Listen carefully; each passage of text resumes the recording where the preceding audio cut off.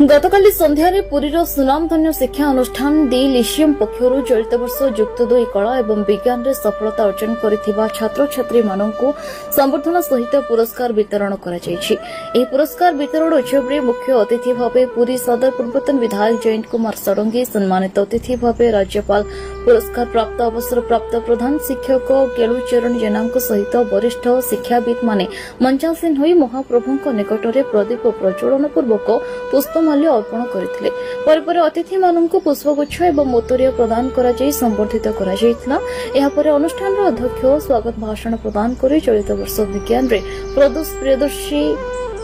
95 शतकड़ा number रखी प्रथम स्थान में उत्तीर्ण होता बेले अनुष्ठान पक्षर विज्ञान और कला विभाग में सर्वाधिक नंबर रखि मोट 45 जन कृति छात्र छात्री मानक संबर्धित कर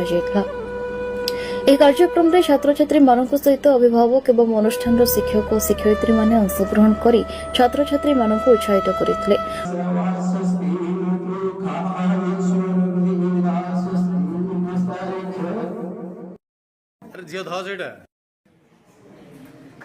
Thank you.